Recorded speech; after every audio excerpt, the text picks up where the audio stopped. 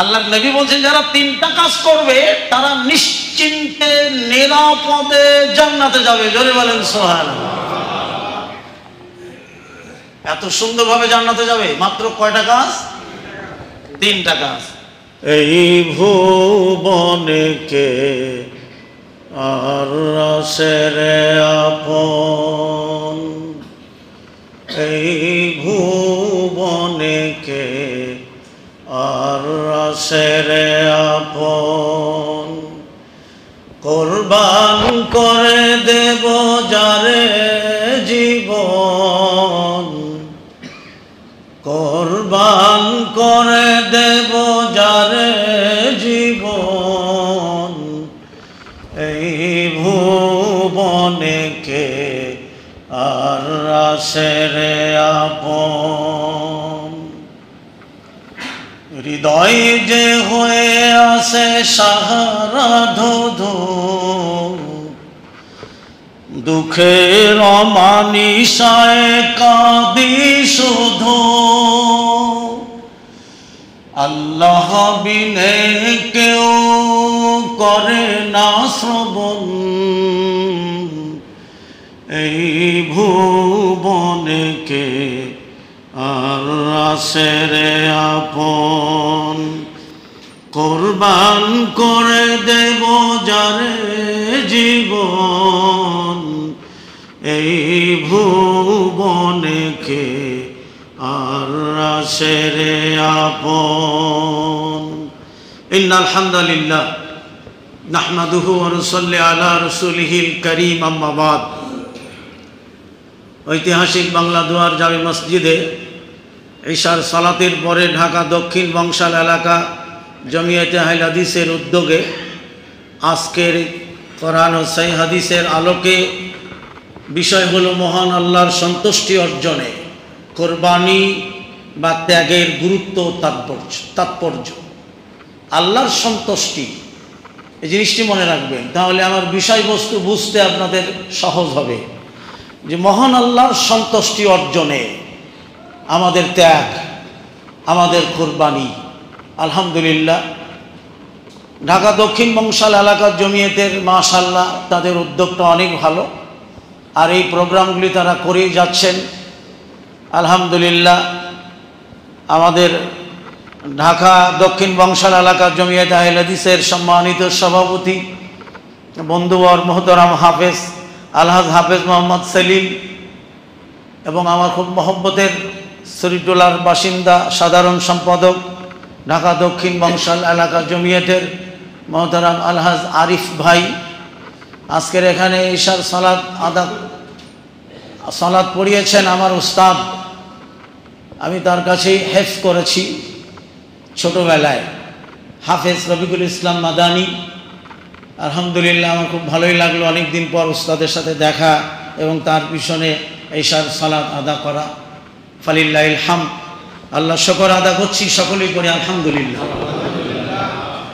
আর শুকরিয়া আদা করি সেই মহান আল্লাহ পাকের, যার লয় নেই, যার ক্ষয় নেই, যিনি অমর, যিনি অক্ষয়, যিনি চিরস্থায়ী, যিনি চিরঞ্জীব। কে তিনি? মহান আল্লাহ। আমরা সাক্ষ্য দিচ্ছি আল্লাহ ছাড়া আমাদের কোনো ইলাহা নেই, কোনো মাবুদ নেই, কোনো উপাস্য নেই, আইনদাতা নেই, বিধানদাতা নেই, রিজিক দাতা নেই, হায়াত দাতাও নেই। কে ছাড়া?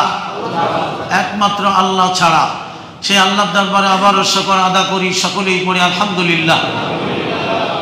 আর একটু শুকরিয়া আদা করি মহান আল্লাহ পাকের, যিনি আমাদের শারীরিক সুস্থতা দিয়েছেন। আল্লাহ তাআলা আমাদেরকে বাঁচিয়ে রেখেছেন, এর চেয়েও বড় আশ্চর্যজনক জিনিস আর পৃথিবীতে কিছু নেই। অনেকেই বলেন যে আশ্চর্যজনক জিনিস হলো সুন্দরবন, কেউ বলেন ইউফ্রেটিস নদী, কেউ বলেন আটলান্টিক মহাসাগর, কেউ বলেন বারমুডা, কেউ বলেন আমাজন, কেউ বলেন আফ্রিকার কেপটাউন, নানান কথা বলে থাকেন যে এইগুলি আশ্চর্যজনক জিনিস। আমি বলি যে আশ্চর্যজনক জিনিস হলো আমরা বেঁচে আছি, এটাই। কি করে বেঁচে আছি বলুন তো? আরে আমার বাইতুল মামুরের মুসল্লি সালাত আদা করে নিচে নেমেছে, বলছে আমাকে ধরো ধরো বলে পড়ে গেল, ডাক্তার এসে বলল চলে গেছে, দুনিয়া ছেড়ে চলে গেছে। আমার মাদারটেক মসজিদের সম্মানিত সভাপতি মরহুম লিয়াকত আলী, তখন আমরা মসজিদ কমপ্লিট করিনি, কালেকশনে ছুটে বেড়াচ্ছি। তো ফজরের সালাত আদা করে আমরা বের হব, তো উনি তাসবিহ পড়তেছেন, সময় পার হয়ে যাচ্ছে। আমি বললাম, লিয়াকত ভাই ওঠে, আমার এটা দেখা। কিছুক্ষণ পরে আবার বলি, লিয়াকত ভাই ওঠে, তা আমার মুখে হাত দিয়ে তাসবিহ তার পড়া শেষ হচ্ছে না। তো আমিও বসে বসে তাসবিহ পড়ছি। ও যখন তাসবিহ পড়তেছে, আমি পড়বো না, সে অনেক সময় নিল। কিছুক্ষণ পর ঢুলি পড়ে গেল। আর লিয়াকত ভাই কি হলো? এই লিয়াকত ভাই ওঠে। ডাক্তার নিয়ে আসলাম, ডাক্তার বলছে লিয়াকত ভাই নাই। মানুষের বেঁচে থাকার পিছনে পৃথিবীর কারো হাত নেই। বাঁচানোর মালিক,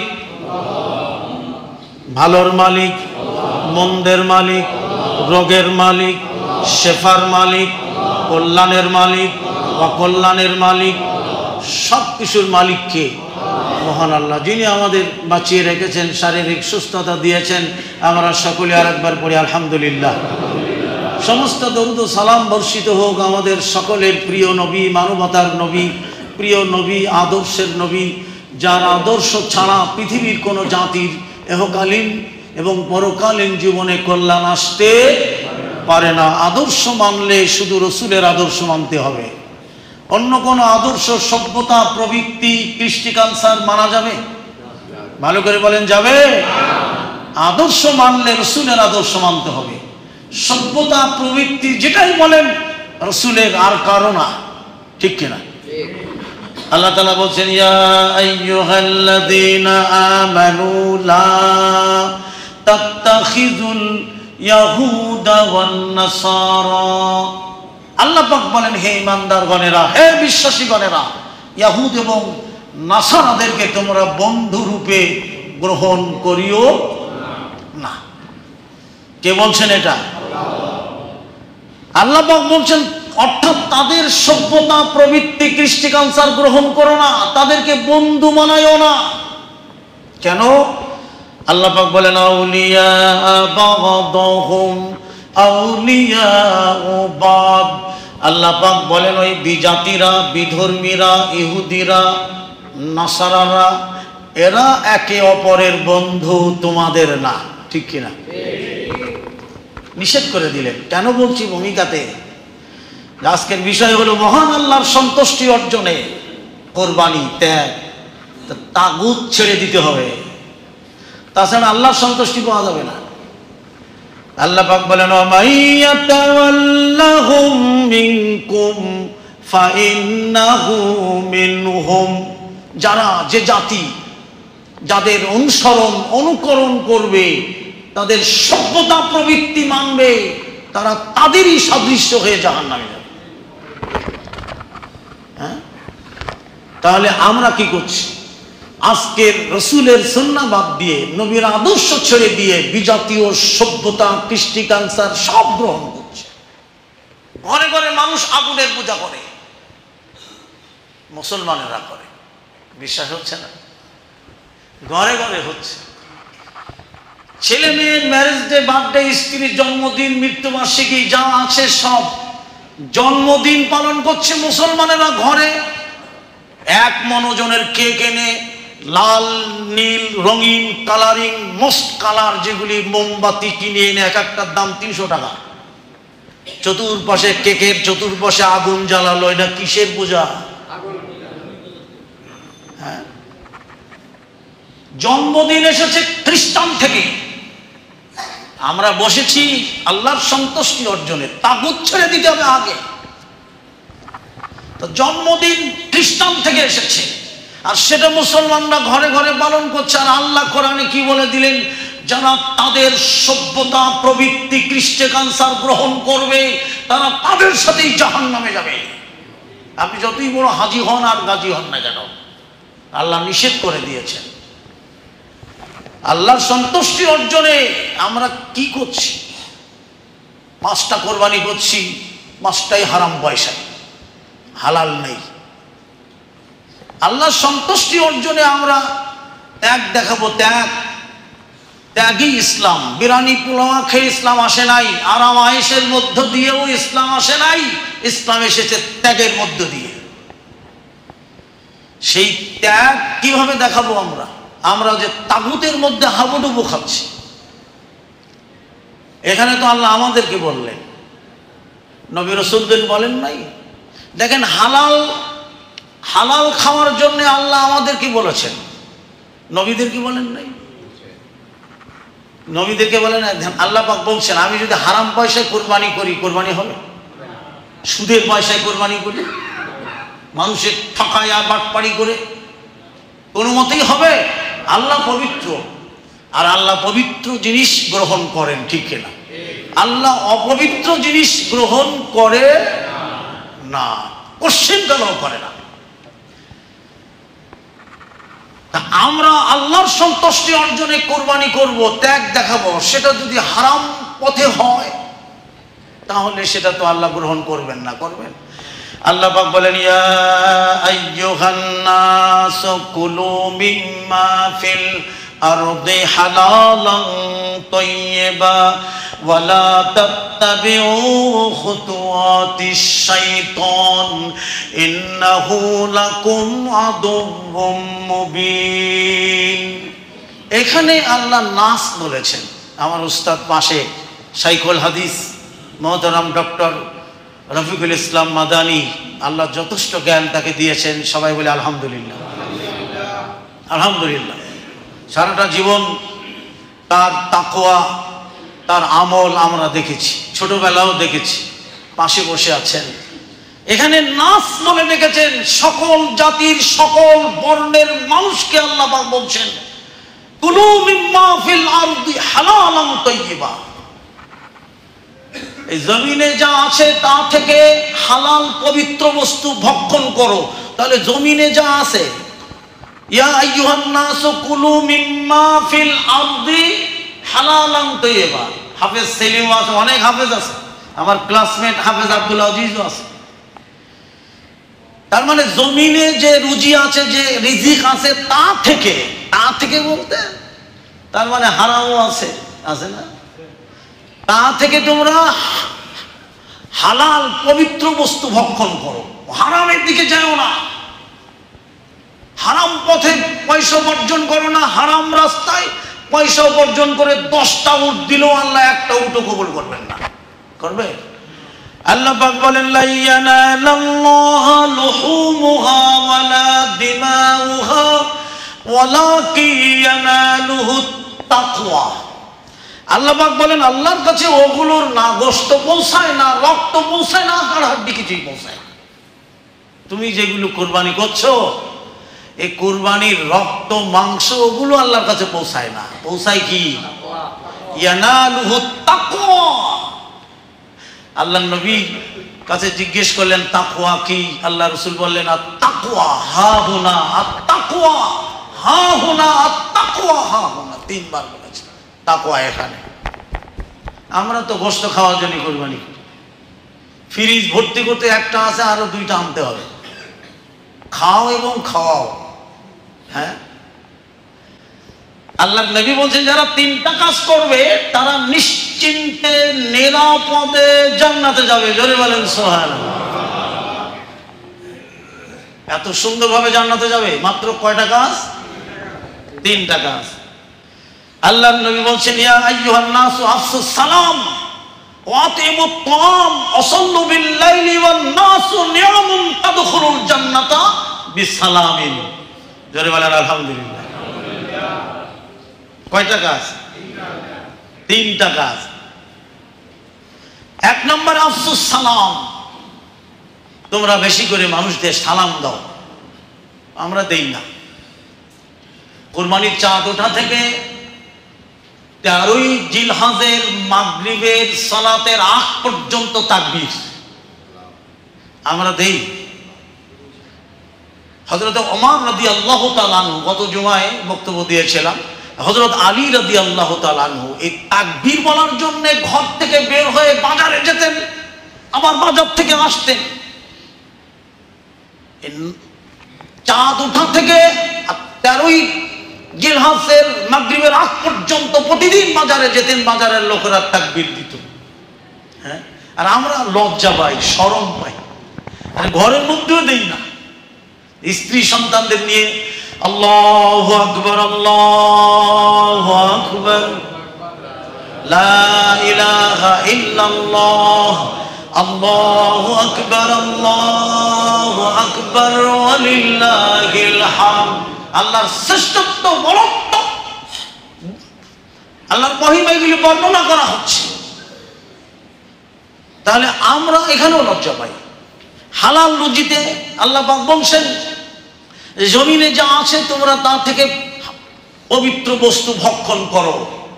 ওয়ালা নিষেধ করে দিল, খবরদার কি তাত্তাবিউ খুতুওয়াতিশ শাইতান, শয়তানের পদাঙ্ক অনুসরণ করো না। শয়তান তো মানুষদেরকে তাগুতের পথে পরিচালিত করে, ঠিক কিনা? হ্যাঁ, ওর কাজ তো তাগুতের পথে নিয়ে যাওয়া। আল্লাহ পাক কোরআনের মধ্যে বলেন, ওয়ালাকাদ বাসনা ফি কুল্লি উম্মাতির রাসূলান আনি'বুদুল্লাহা ওয়াজতানিবুত তাগুত। আল্লাহ এই মর্মে সকল জাতির উপরে নবী রাসূল প্রেরণ করেছেন। সকল, এমন কোন জাতি নাই যে জাতির মাঝে প্রহরী পাঠান নাই, পাহারাদার পাঠান নাই, নবী রাসূল পাঠান নাই। পাঠায়া দুটো দাওয়াত, মূলত একটি দাওয়াত দেওয়ার জন্য আল্লাহ পৃথিবীতে 1,24,000 নবী রাসূল পাঠিয়েছেন।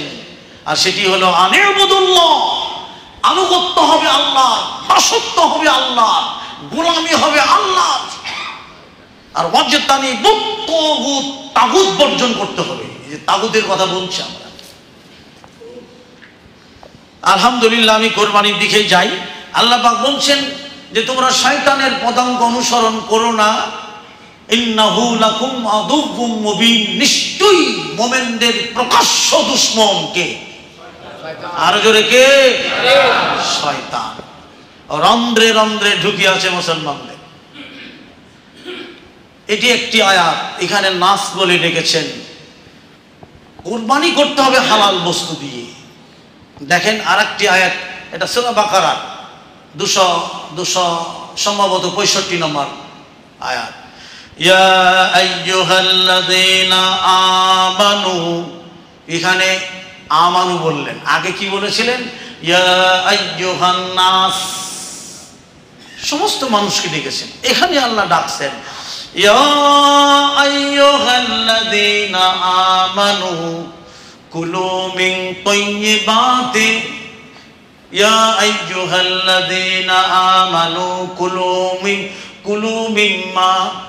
মিন তাইয়্যিবাতি মা রাযাকনাকুম ওয়াশকুরু লিল্লাহি ইন কুনতুম ইয়্যাহু তা'বুদুন। আল্লাহু আকবার। আল্লাহ পাক এখানে ইমানদারদের ডাকলেন। হালাল রুজির ব্যাপারে দেখেন, আল্লাহ সন্তুষ্টি অর্জন করা যাবে না হালাল ছাড়া, হালাল পথ ছাড়া কোনো অবস্থাতেই যাবে না। আল্লাহ পাক বলেন, হে ইমানদারগণেরা, হে বিশ্বাসীগণেরা, আমি আল্লাহ যে রুজি দিয়েছি তা থেকে, এখানে ইয়া আইয়ুহাল্লাযীনা আমানু কুলু মিন তাইয়্যিবাতি মিম্মা রাযাকনাকুম, এখানে রুজির কথা বলা হচ্ছে যে আমি যে রুজি দিয়েছি তা থেকে তোমরা হালাল পবিত্র বস্তু ভক্ষণ করো। আশকুরু লিল্লাহ, তোমরা আমার কৃতজ্ঞ হও, কৃতজ্ঞতা প্রকাশ করো। ইন কুনতুম ইয়্যাহু তা'বুদুন, যদি তোমরা তারই ইবাদত করো। তিনি কে? তাহলে হালাল খেতে হবে, কুরবানিও হালাল পথে আসতে হবে। কুরবানির ইতিহাসে আমি যাচ্ছি, আর একটি আয়াত আমি পড়ি। 10টা পর্যন্ত নাকি? এত টাইম? ডায়াবেটিসের রোগী আবার কখন কায়ত হয়ে যায়। আলহামদুলিল্লাহ শুরু করছি তো। আজকে দুপুর 2টার দিকে আরিফ ফোন দিছি, আপনার আজকে প্রোগ্রাম কোথায়? চালাক কথা দেখ। আমি বললাম প্রোগ্রাম তো আজকে নাই। কয় আলহামদুলিল্লাহ। নাই প্রোগ্রাম আলহামদুলিল্লাহ বলছে। আমি ভাবছি যে ঠিকই, কারণ গত পরশুদিন জুমায় আমি ঘোষণা দিয়েছি আমার বাইতুল মামুরে জমিয়তের এই কাগজ আমি প্রায় জুমায় পাই, গুরুত্বের সাথে আমি দেই, কারণ জমিয়ত আমাদের মূল সংগঠন। আল্লাহ এটাকে কিয়ামত পর্যন্ত বাঁচিয়ে রাখুক।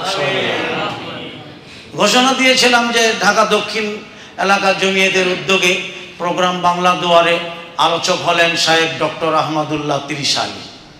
উনি বললেন যে ত্রিশালী আহমদুল্লাহ অসুস্থ, আপনি চলে আসেন। ঠিক আছে, ইনশাল্লাহ আসতেছি। আলহামদুলিল্লাহ দুটো আয়াত বললাম হালাল রুজির উপরে। আল্লাহ তাআলা বলছেন, যদি তোমরা তারই আনুগত্য করো, তারই ইবাদত করো, তাহলে হালাল খেতে হবে, হালাল বস্তু দ্বারা কোরবানি দিতে হবে। যে একটা ছাগল হলেও চলবে, হ্যাঁ, বড় উটের দরকার নেই আমার, হালাল বস্তু। হালাল বস্তু আল্লাহ কিভাবে গ্রহণ করে জানেন? হালাল বস্তু মহান আল্লাহ গ্রহণ করে।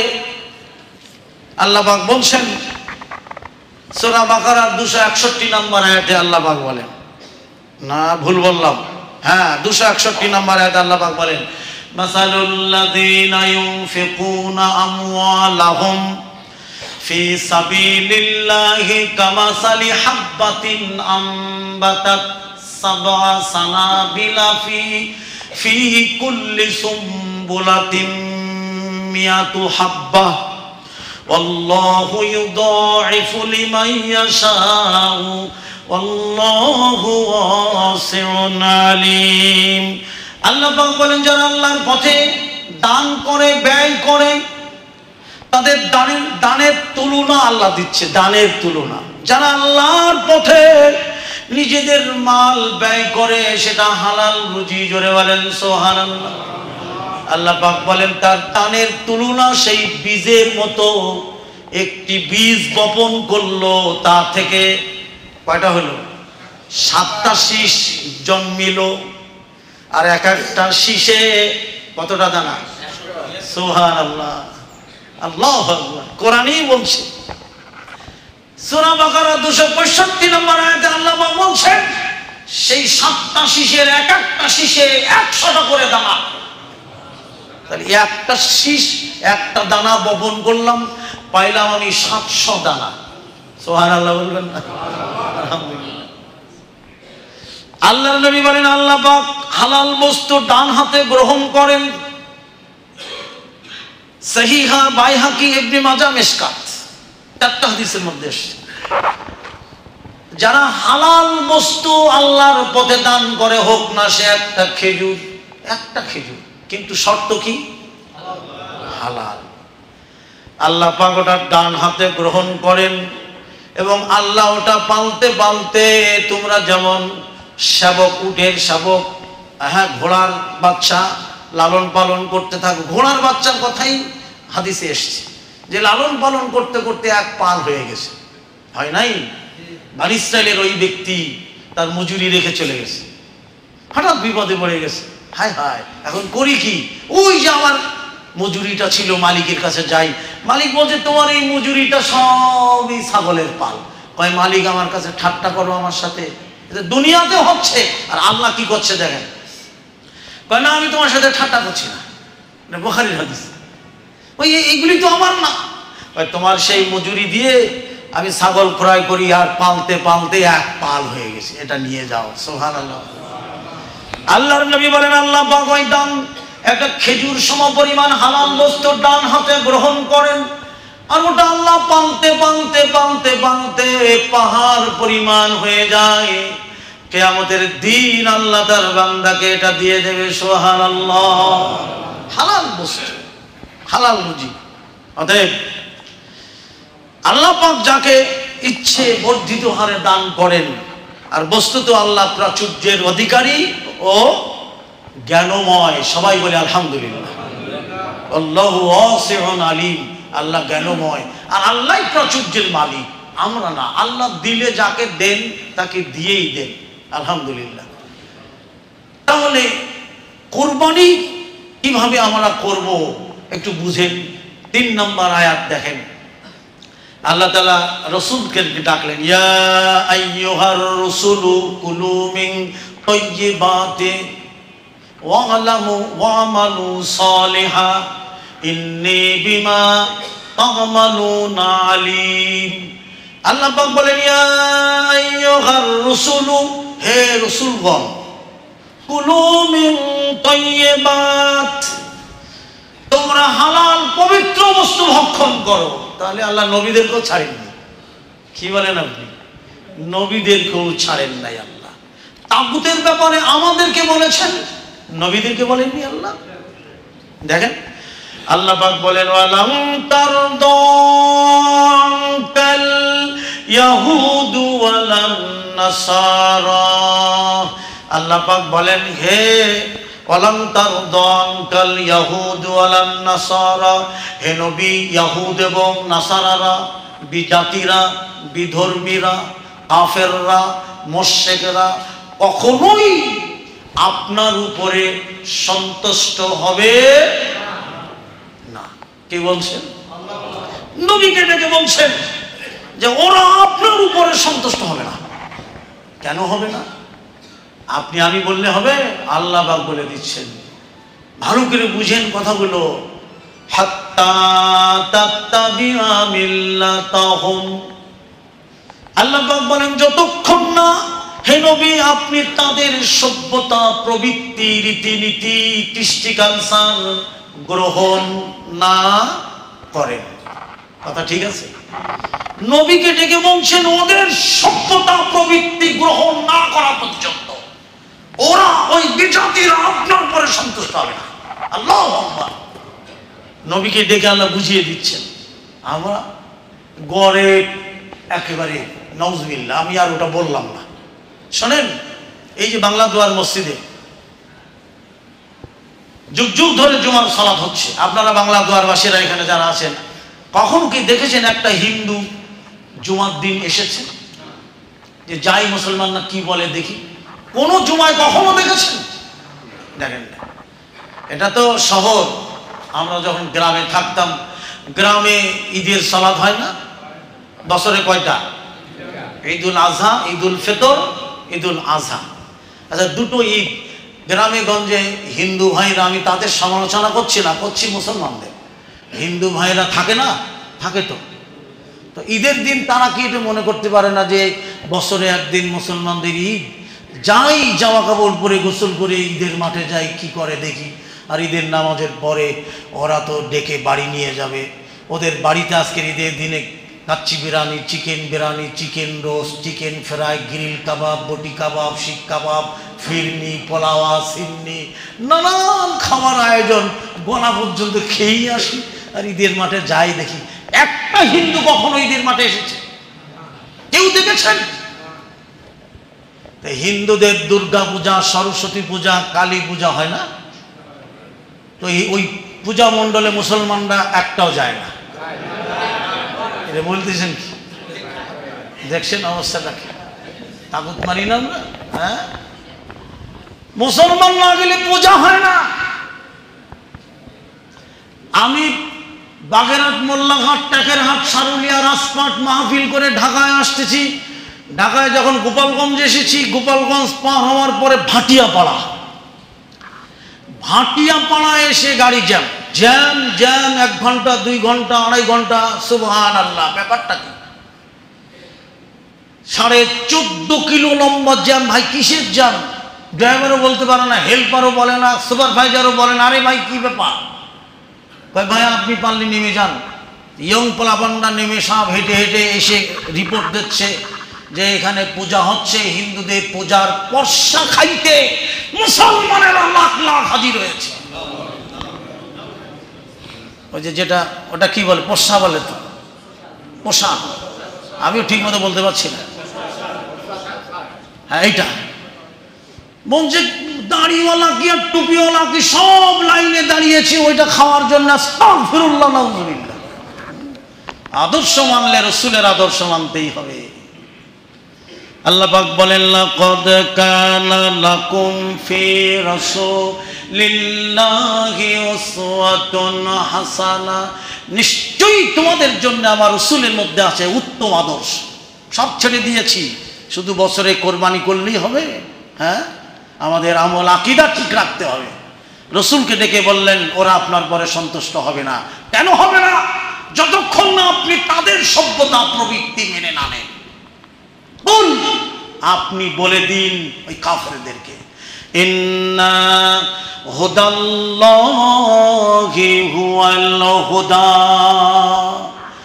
আল্লাহ পাক বলেন, হে নবী আপনি জানিয়ে দিন আল্লাহ প্রদর্শিত পথই সত্যিকারের হেদায়েতের পথ। আল্লাহ যে পথ দেখিয়েছি ও পথ হলো কল্যাণের পথ, মুক্তির পথ। জোরে বলেন সুবহানাল্লাহ। এরপরে নবীকে কি বলছেন জানেন? ওরকম কড়া কথা আল্লাহ আমাদেরকেও বলেনি। ওরকম কড়া কথা আল্লাহ আমাদেরকেও বলেনি। দেখেন এবার আল্লাহ কি বলছেন নবীকে ডেকে, ওয়ালাইন ইত্তাবাতা আহম বাদাল্লাযী জাআকা মিনাল ইলমি মা লাকা মিনাল্লাহি মিন ওয়ালিয়্যিন ওয়ালা নাসীর। আল্লাহ পাক বলেন, হে নবী ওহীর জ্ঞান, মা জাআকা মিনাল ইলম, ইলম মানে ওহীর জ্ঞান, কোরআনের জ্ঞান, আসমানের জ্ঞান। এই জ্ঞান আপনার নিকটে আসার পরও যদি এটাকে বাদ দিয়ে তাদের প্রবৃত্তি সভ্যতা দৃষ্টিকাংসার গ্রহণ করেন, তাদের কারা? বলেন বলেন, রাইট, এটা বলতে হবে তো। ওহীর জ্ঞান আসার পরও যদি এটাকে বাদ দিয়ে তাদের সভ্যতা প্রবৃত্তি মেনে নেন, মা লাকা মিনাল্লাহ, আমার ফায়সাল্লাহ শোনেন। কার ফায়সাল্লাহ? কার প্রতি? নবীর প্রতি। আল্লাহ পাক বলেন, মিওয়ালিয়্যিন ওয়ালা নাসীর, আপনি যদি বিপদে পড়েন আপনার কোনো সাহায্যকারী আমার পক্ষ থেকে জুটবে না। রাসূলকে ডেকে বলেছেন। অতএব আসুন আমরা হালাল বস্তুর দিকে যাই, হালাল কুরবানি, হালাল ভাবে আমরা চলি, হালাল পথ আমরা ধরি। শুনুন কুরবানির ইতিহাস সৃষ্টির শুরু থেকে। হাবিল কাবিল, আল্লাহ পাক কুরবানির কথাই বলছেন যে আমি আল্লাহ, আমি মহান আল্লাহ কুরবানির সমস্ত রাস্তা আমি দিয়েছি এবং সমস্ত উম্মতগণদের মধ্যে আমি কুরবানির নিয়ম কানুন জানিয়ে দিয়েছি। কোরআনের বক্তব্য। তো শুরুতেই হাবিল কাবিল দুই ভাই, আমাদেরও ভাই, আদম আলাইহিস সালামের দুই সন্তান হাবিল এবং কাবিল, যে নামগুলি পাওয়া যায় তাফসীরের মধ্যে, তাফসীর ইবনে কাসিরের মধ্যে এসছে। তো তাদের প্রতি আল্লাহর নির্দেশ ছিল কোরবানির। সবাই বলে আলহামদুলিল্লাহ। তাহলে সৃষ্টির শুরু থেকেই কোরবানি। কোরআনেও বক্তব্য দিচ্ছেন আল্লাহ, ওয়ালিকুল্লি উম্মাতিন জাআলনা মানসাকাল লিয়াযকুরু ইসমাল্লাহ, আমি প্রতিটি সম্প্রদায়ের জন্য কোরবানির নিয়ম কানুন করে দিয়েছি। সবাই বলে আলহামদুলিল্লাহ। নিয়ম কানুন মানতেই হবে, এই নিয়মের বাইরে যাওয়া যাবে না। যার একটা অংশ, একটা ভাগ আমি আগেই আলোচনা করেছি, সেটা হবে হালাল বস্তু, পবিত্র বস্তু। পরপর তিনটা আয়াত আমি আপনাদের শুনিয়েছি। একটা সূরা মুমিনুন, রাসূলকে বলা হয়েছে ইয়া আইয়ুহার রাসূলু কুলু মিন তাইয়্যিবা ওয়া আমালু সালিহা। এর আগে দুটো আয়াত, একটা সমস্ত মানব জাতির প্রতি, আর একটা খাস করে ডেকেছেন ইয়া আইয়ুহাল্লাযীনা আমানু, ঈমানদারদেরকে ডেকে বলেছেন। এরপরও কি আমাদের বোধগম্য হবে না? দেখুন সৃষ্টির শুরুতেই হাবিল কাবিল দুইজনের কোরবানির নির্দেশ আসতো আল্লাহর পক্ষ থেকে, তোমরা কোরবানি করো। প্রিয় বস্তু, প্রিয় বস্তু, মহব্বতের বস্তু। হাবিল তিনি তার প্রিয় বস্তু ভালো দানা, শস্য দানাগুলি এনে, তখন নিয়ম ছিল উঁচা পাহাড়ে কোনো প্রিয় বস্তু রেখে আসতে হবে। ওটা আল্লাহ যদি কবুল করেন সেই কোরবানি, তাহলে ওটা পুড়িয়ে সাখার হয়ে যাবে। আর যেটা আল্লাহ কবুল করবেন না সেটা অক্ষত থাকবে, যেটা আল্লাহ গ্রহণ করলো না, এটা আল্লাহ গ্রহণ করলো না। তা হাবিল কাবিল দুই ভাই কোরবানি করলেন। কি কোরবানি? হাবিল দিলেন শস্য দানা, ভালো জিনিস, বেশ প্রিয় জিনিস, সেগুলি দিলেন, বাছাই বাছাই করা প্রিয় জিনিস। আর কাবিল ওই ভুসি মুসি চিটা যা আছে সেগুলি এনে দিলেন। মহান আল্লাহ দেখেন কুরবানি কবুল করে নিলেন, হাবিলেরটা, কাবিলেরটা আল্লাহ কবুল করলেন না। প্রিয় বস্তু আল্লাহর পথে ব্যয় করতে হবে। ত্যাগই ইসলাম। ত্যাগ ছাড়া, কুরবানি ছাড়া আপনি কিভাবে আল্লাহকে পাবেন? আল্লাহকে পাওয়া কঠিন ব্যাপার।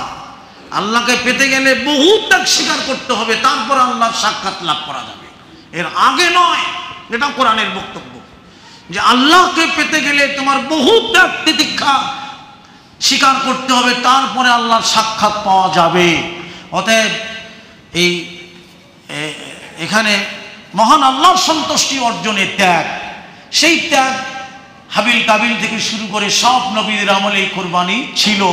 যে কোরআনেই আমরা যেটা বুঝতে পারছি, ওয়ালিকুল্লি উম্মাতিন জাআলনা, এই আয়াতে আমরা বুঝতে পারছি যে সকল উম্মতের উপরে আল্লাহ কোরবানির নিয়ম কানুন দিয়েছিলেন। আমাদেরকেও এসেছেন হযরত ইব্রাহিম আলাইহিস সালাতু সালাম থেকে। ইব্রাহিম আমি লম্বা করব না, সব আলোচনা একদিনে আমি ঢুকায় আপনাদের বুঝাই যেতে পারবো না, অনেক লম্বা আলোচনা। সূরা সাফফাতের মধ্যে আল্লাহ পাক বলেন, রব্বি হাবলি মিনাস সালিহিন ফাবাশশারনাহু বিগুলামিন হালিম। ইব্রাহিম আলাইহিস সালাতু সালামের বয়স প্রায় 84 বছর, যতটুকু তাফসিরে পাওয়া যায়। 84 বছর বয়সে বার্ধক্য, এটাই স্বাভাবিক। আল্লাহর কাছে দোয়া করলেন, হে আমার প্রতিপালক, রব্বি হাবলি মিনাস সালিহিন, আমাকে একটি নেক সন্তান দান করো, সৎ সন্তান দান করো। আল্লাহর কাছে চাইলেন। সন্তান চাইবো কার কাছে? কোরআনে বক্তব্য পেলাম, রব্বি হাবলি মিনাস সালিহিন। ইব্রাহিম নবী চাইলো কার কাছে? আর আমরা চাই কোথায়? দেখেন না, কেউ ফেরে না খালি হাতে, খাজারে তোর দরবারে, আল্লাহর ধন খাজারে দিয়া, আল্লাহ গেলে না উঠইয়া। আর জোরে বলেন নাউজুবিল্লাহ। সিলেটে যান না? যায়। সিলেটে রিক্সা ফেডারেশন যায়, গাউসিয়া মার্কেটের সমিতিরা যায়, আপনার ইসলামপুরের কাপড় ব্যবসায়ীরা যায়, কলেজ ইউনিভার্সিটির শিক্ষক ছাত্ররাও যায়, মৌচাক মার্কেট ব্যবসায়ীরা যায়, সব সমিতিরা যায় সিলেটে। যায় ইমান নিয়ে বাড়ি আসে মুশরিক হইয়া।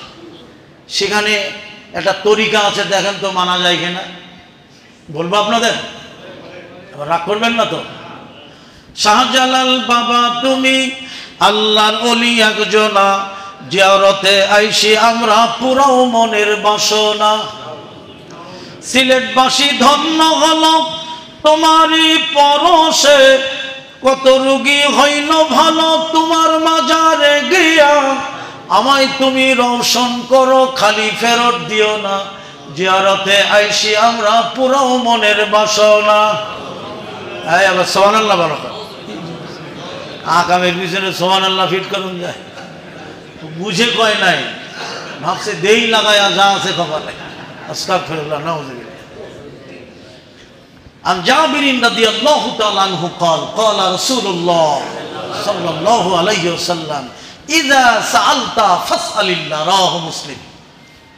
হযরত জাবির রাদিয়াল্লাহু তাআলা আনহু থেকে বর্ণিত হাদিসটি, আল্লাহর নবী বলেন, ইযা সাআলতা ফাসআলিল্লাহ, যখন তোমরা সওয়াল করবে, চাইবে, ফাসআলিল্লাহ, কার কাছে? আল্লাহর কাছে। এই যে ওমরা করে 4 তারিখে আমি ঢাকায় ফিরেছি, রাসূলের রওজায় লাইনে দাঁড়াতে হয়। তার আগের লোক বাঙালি, বাড়ি কোথায় জানেন? লালবাগে। এই তুমি এদিক ওদিক তাকাচ্ছ কেন? আমার কয়, হুজুর পুলিশের হাতে লাঠি কেন? লাঠি কেন? তোমার দরকার কি? তুমি সালাম দিয়ে যাও। অন্য জায়গায় লাঠি না, পুলিশের হাতে বেতের লাঠি, বেতের লাঠি তোমার দরকার, তুমি সালাম দিয়ে যাও। ও সালাম না দিয়ে এমন করছে। পুলিশ বলছে ইয়া হাজ্জি হারাম, পুলিশ বলছে ইয়া হাজ্জি ফাসআলিল্লাহ। সৌদি পুলিশের যে ঈমান আছে, তাওহীদ আছে, বাংলাদেশের হুজুরদের তাও নাই। হ্যাঁ, কি সুন্দরভাবে বললো, ইয়া হাজ্জি হারাম, ইয়া হাজ্জি ফাসআলিল্লাহ। আঙুল উঁচা করে বলছে ইয়া হাজ্জি ফাসআলিল্লাহ। কার কাছে? ইব্রাহিম চাইলো কার কাছে? আল্লাহ সন্তান দিল। ফালাম্মা বালাগা মাহুস সায়া, আল্লাহ আনুগত্যশীল পুত্রের সুসংবাদ দিলেন। জোরে বলেন সুবহানাল্লাহ, আল্লাহু আকবার, আল্লাহু আকবার। আল্লাহ এক আনুগত্যশীল পুত্রের সুসংবাদ ইব্রাহিম আলাইহিস সালামকে দিলেন। ইব্রাহিম বলল, ইয়া বুনাইয়া, হে আমার পুত্র, হে আমার সন্তান, ইন্নী আরা ফিল মানামি আন্নী আযবাহুকা ফানজুর মাযা তারা। ইব্রাহিম আলাইহিস সালাম এই সন্তান যখন তার পিতার সাথে চলাফেরার বয়সে উপনীত হলো, তখন ইব্রাহিম এই বক্তব্য ছেড়ে দিলেন সন্তানকে, ইয়া বুনাইয়া ইন্নী আরা ফিল মানাম আন্নী আযবাহুকা ফানজুর মাযা তারা। আমি স্বপ্নে আদিষ্ট হয়েছি যে তোমাকে জবাহ করছি। আল্লাহু আকবার। ফানজুর মাযা তারা, তুমি ভেবে দেখো, মানে ভাবার অবকাশ দিলেন, চিন্তা করে দেখো কি করবা। আমি যে বললাম তোমাকে জবাহ করছি, এখন তুমি কি করবা, তুমি একটু চিন্তা ভাবনা করে দেখো। তাফসিরে যেটা পেয়েছি নুরুল কোরআনে, তাফসিরে ইবনে কাসিরে, অনেক তাফসিরের মধ্যে যেটা দেখলাম যে ইসমাঈল আলাইহিস সালাতু সালামের বয়স তখন ছিল 11, কেউ বলেছেন 13, কেউ বলেছেন 9। তো 9, 13, 11, আমি 11টাই ধরলাম। 11টার মত ইমাম বুখারী রহমতুল্লাহ আলাইহি দিয়েছেন। 8ম শতাব্দীর মুজাদ্দিদ হযরত ইমাম ইবনে তাইমিয়া তিনিও বলেছেন তার বয়স তখন 11। তার মানে পিতার সাথে চলাফেরা করার বয়সে যখন উপনীত হলো, তার মানে পিতার ব্যাগটা ধরা, পিতার সাথে একটু সহযোগিতা করা, হাতটা ধরা, লাঠিটা এগিয়ে দেওয়া, এমন একটা বয়সে তার কত ছোট হবে, কত বড় আর হবে বলেন? বেশি বড়ও না, একবারে শিশুও না। ইব্রাহিম আলাইহিস সালাম যখনই বলে দিলেন, আমি স্বপ্নে আদিষ্ট হয়েছি তোমাকে জবাহ করছি, তুমি ভেবে দেখো, চিন্তা করে দেখো। 13 বছর 11 বছরের এই বাচ্চা ইসমাঈল আলাইহিস সালাম বলেন, ইয়া আবাতি ফাল মা তুমারু সাতাজিদুনি ইনশাআল্লাহু মিনাস সাবিরিন। ইসমাঈল আলাইহিস সালাম আর ভাবলেন না, তিনি বুঝতে পেরেছেন পিতার স্বপ্ন এটা ওহী, এটা বাস্তবে রূপ নেবেই। তিনি আর চিন্তা ভাবনা না করে বলে দিলেন, হে আমার পিতা, আপনি যা আদিষ্ট হয়েছেন স্বপ্নে তাই করুন, ইনশাআল্লাহু মিনাস সাবিরিন। এখানে জ্ঞানীদের জন্য শিক্ষণীয় বিষয় হলো, ওই বয়সে সে কি বললেন, ইনশাআল্লাহ, আল্লাহ যদি চাহে, মিনাস সাবিরিন, আপনি আমাকে ধৈর্যশীলদের মধ্যে পাবেন। তার মানে এই কাজ তো আমি একাই এর প্রাপ্য। আমি যে ছুরির নিচে গলা দিব, এটার প্রাপ্য তো আমি একা। কিন্তু তার ভিতরে কোনো অহংকার নেই। সে বলে দিলেন যে ধৈর্যশীলদের মধ্যে আমাকে পাবেন, তার মানে আরো ধৈর্যশীল আছে। সুবহানাল্লাহ বলেন। আল্লাহ যদি চাহে, আমরা কি করি? আমরা বলি না, আগামীকাল আমি ঢাকায় যাবই, আরে এটাও শিখ, ইনশাআল্লাহ আগামীকাল ঢাকায় যাব বলি আমরা, বলি। আরে শোনেন, আমার বাসা তো গোরানে, ছোট একটা বাড়িও করে ফেলেছি আপনাদের দুয়ায়। তা আমি 3 তলায় বসে চা খাচ্ছি, পাশের বিল্ডিংও 5 তলা, আমারটাও 5 তলা, ওটাও 5 তলা। ওই মালিক 3 তলায় থাকে, আমি বারান্দায় বসে চা খাচ্ছি। তার স্ত্রী এসে স্বামীকে স্ত্রীকে ডেকে বলছে, খোকার মা, এই খোকার মা।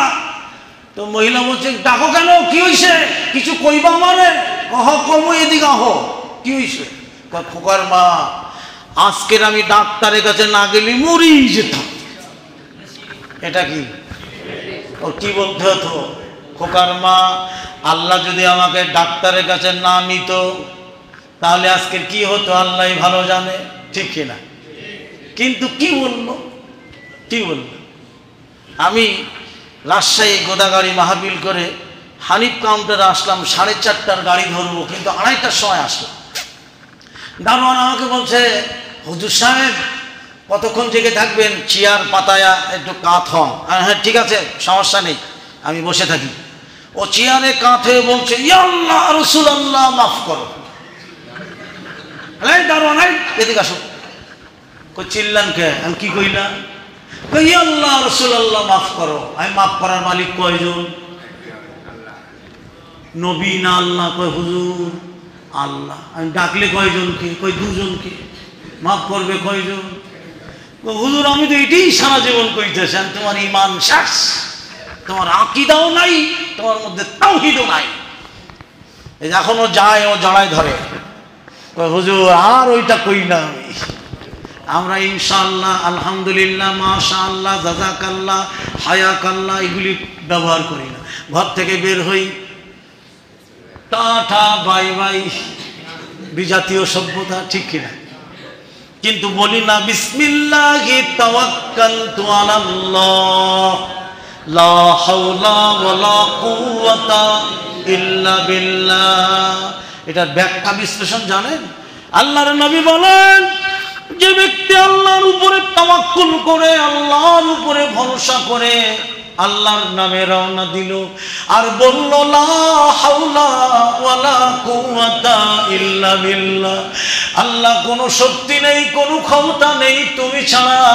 এরপরে যদি যানবাহনে ওঠে আর যদি বলে সুবহানাল্লাযী সাখখারা লানা হাযা ওয়া মা কুন্না লাহু মুকরিনিন ওয়া ইন্না ইলা রাব্বিনা লামুনকালিবুন, এরপরে যদি ও অ্যাক্সিডেন্ট করে আল্লাহর কসম ও শহীদের কাতারে দাঁড়াবে। সহিহা হাদিস নাম্বার 4811, খুলে দেখেন। আর আমরা ওই বিজাতীয় সভ্যতা, টাটা বাই বাই। দেখেন না, রাতের বেলা বন্ধুরে কয় বন্ধু ঘুমায় গুড নাইট, সকালবেলা উঠে কয় গুড মর্নিং, আস্তাগফিরুল্লাহ, নাউযুবিল্লাহ। কত বিজাতীয় সভ্যতা। আমার মুসল্লি আমাকে বলছে, উস্তাদি রাত্রি 11টার মধ্যে আমার পোলা আসেন হঠাৎ করে দেখি পোলা চুল কেটে পিছনে এক মুঠো চুল, ব্যান্ড লাগায়া, মাথায় ব্যান্ড লাগায় আসছে, চুলে খোপা বানায় আসছে। এখন গ্রামে গঞ্জে সব পোলাপানরা মাথায় ব্যান্ড, এরকম নাই? ঢাকা শহরে আছে নাকি? ত্যাগী ইসলাম কি ত্যাগ দেখাচ্ছে। যা হোক, আমি লম্বা করবো না।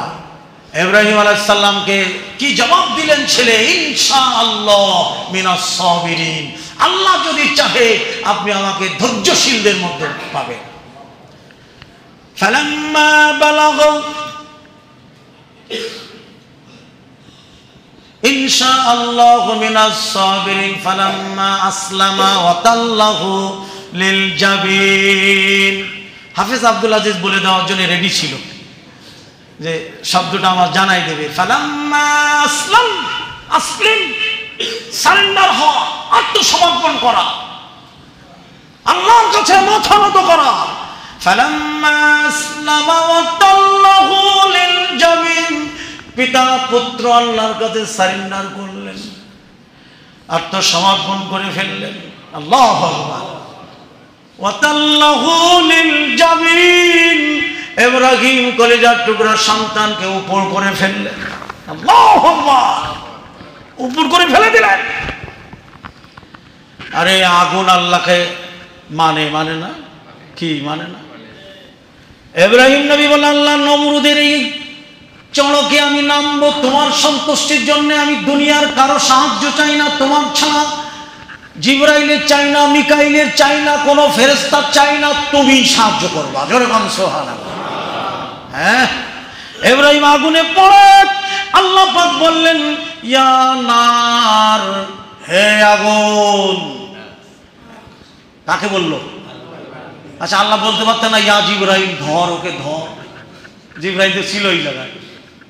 আল্লাহ তো বলতে পারতেন ইয়া মিকাইল, আরে পানি বর্ষণ করে ফিরআউন নমরুদের ডুবাইয়া চুপাইয়া মার।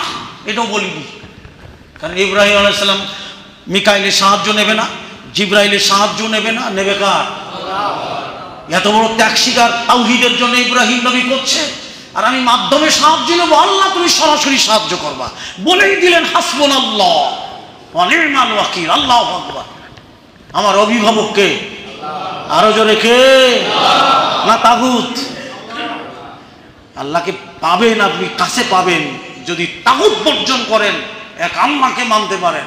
আল্লাহ ঘোষণা করলেন, ইয়া নার রুকুনি বারদাও ওয়া সালামান আলা ইব্রাহিম। হে আগুন আমার ইব্রাহিমের জন্য সালাম মানে কি শান্তিদায়ক হয়ে যা, ঠিক কিনা?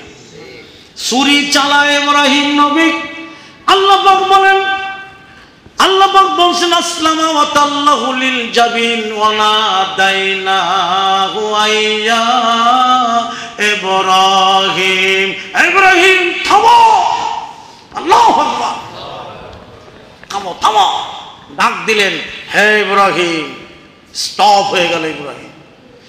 আল্লাহ পাক বলে দিলেন কদ সাদ্দাকতার রুয়া ইন্না কাযালিকা নাজজিল মুহসিনিন, তুমি তোমার স্বপ্ন সত্যে পরিণত করেছো, আর আমি এভাবেই সৎকর্মশীল বান্দাদের পুরস্কৃত করি। কলিজার টুকরো সন্তান জমিনে উপর করে শোয়ায় ফেললেন কোরআনের বক্তব্য, ছুরি চালালেন, আল্লাহ পাক বলে দিলেন ওয়ানা দাইনা আইয়া ইব্রাহিম, খবর থেকে যাও। হ্যাঁ, আল্লাহ তাকে সরায়া জান্নাতি এক পশু এনে দিলেন, যেটা আমাদের জন্য কোরবানি সুন্নাহ হয়ে গেল। আল্লাহু আকবার, সন্তানের পরিবর্তে আল্লাহ তাকে এক পশু দিলেন, যেটা কোরবানি করলেন। আল্লাহু আকবার, আল্লাহু আকবার। তাহলে প্রিয় বস্তু, কত বড় প্রিয় বস্তু, ইসমাইল তার একমাত্র সন্তান, কলিজার টুকরা। আল্লাহু আকবার, এটা মনে করি কোরবানি দিতে হবে। কোরবানির নিয়ম কানুন সব আমরা জানি, এগুলিতে আমি যাচ্ছি না।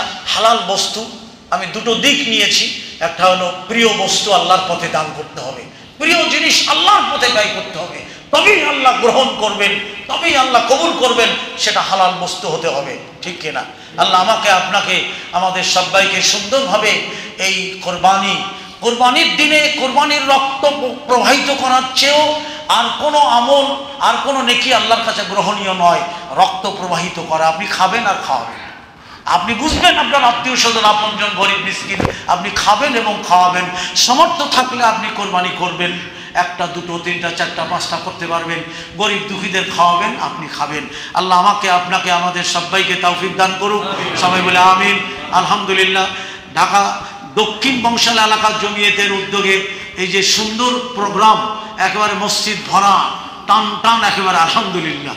আপনারা, আমরা জমিয়তের জন্য দোয়া করি। জমিয়তের যারা কর্ণধার এখানে আছেন, আলহাজ সেলিম ভাই, আরিফ ভাই, আরও অন্যান্য যারা আছেন, আমার উস্তাদ শাইখুল হাদিস ডক্টর আলহাজ রফিকুল ইসলাম মাদানী সাহেব, তিনিও জমিয়তের বরাবরই আছেন, আলহামদুলিল্লাহ। আমিও জমিয়তের সহযোগিতা করি সব সময়, জমিয়ত যখনই ডাকে আলহামদুলিল্লাহ। আমার প্রোগ্রাম না থাকলে আমি চলে আসি, আমার জন্য দোয়া করবেন। আল্লাহ আপনাদের সবাইকে যেন এই কোরবানি মানে ত্যাগ, এই ত্যাগের মাধ্যমে আমরা যেন পরকালের কল্যাণ লাভ করতে পারি, আল্লাহ আমাদের সে তৌফিক দান করুক। আসসালামু আলাইকুম রহমতুল্লাহ বারাকাতুহু। আলহামদুলিল্লাহ। শুনুন, ওস্তাদজি একটা কাগজ দিয়েছেন, কলারোয়া উপজেলা জমিয়তে আহলে হাদিস জামি মসজিদ কমপ্লেক্সের পাইলিং কাজের জন্য সাহায্যের আবেদন। এটা আমার বাড়ির সাথেই লাগানো, টাউনের পরে। তো এখানে পাইলিংয়ের কাজ করবে, অনেক টাকার দরকার। এটা কলারোয়া, সাতক্ষীরা কলারোয়াতে। আপনারা আজকে এত ঘোষণা দিচ্ছে, আপনারা দান করবেন হাফেজ রফিকুল ইসলাম মাদানী সাহেবের কাছে। এটা আমার বাড়ির এলাকা, আমাদের বাড়ির মসজিদ, আলহামদুলিল্লাহ। টাউনের পরে আমার বাড়ি, কলারোয়া উপজেলার পরে বাড়ি। এটা পাইলিংয়ের কাজের জন্য সাহায্যের আবেদন করা হচ্ছে। আপনারা যতটুকু পারেন আপনারা সাহায্য করবেন এই মসজিদের কাজের জন্য। আল্লাহ আপনাদের এর বিনিময়ে জান্নাতুল ফিরদাউস দান করুক। আল্লাহর নবী বলছেন, মান বানা লিল্লাহি মাসজিদান বানাল্লাহু লাহু বাইতান ফিল জান্নাহ। যারা আল্লাহর ঘর তৈরি করে, আল্লাহ তাদের জান্নাতে ঘর বানিয়ে দেয়। সবাই বলে আমিন। এটা মসজিদের কাজের জন্য আপনারা সবাই সহযোগিতা করবেন, আজ হোক, কাল হোক, আগামী জুমায় হোক, আপনারা দেন। সবাই যতটুকু পারেন একটু আপনারা সহযোগিতা করেন, সবাই দেন, যা পারেন আপনারা খুশি হয়ে। মাদানী সাহেব দিয়েছেন আমার হাতে কাগজটি, এটা আমাদের জমিয়তে আহলে হাদিস জামে মসজিদ কমপ্লেক্স। আপনারা যতটুকু পারেন এর পাইলিংয়ের কাজ চলছে, আল্লাহ আপনাদের সাহায্য করার তৌফিক দান করুক, আমিন। আল্লাহ যারা দানের হাত বাড়িয়ে দিচ্ছেন, শুনুন, আল্লাহ পাক বলছেন, বিসমিল্লাহির রহমানির রহিম, আল ফজরি ওয়া লায়ালিন আশরি, শফক, উশা, ফজরের ওয়ালায়ালিন আশর, 10 রাত্রির আমল আল্লাহর কাছে সবচেয়ে প্রিয়। আপনারা এই আমলের মধ্যে আসেন, দান সাদকা করুন। আল্লাহ আপনাদের সবাইকে কলারোয়া উপজেলা জমিয়তে আহলে হাদিস কমপ্লেক্সের পাইলিং কাজের জন্য যারা দান করছে, আল্লাহ এর বিনিময়ে তুমি জান্নাত দিয়ে পরবর্তীতে আপনারা ডক্টর রফিকুল ইসলাম মাদানী সাহেবের কাছেও দান করবেন। আল্লাহ আপনাদের কবুল করুক, আমিন।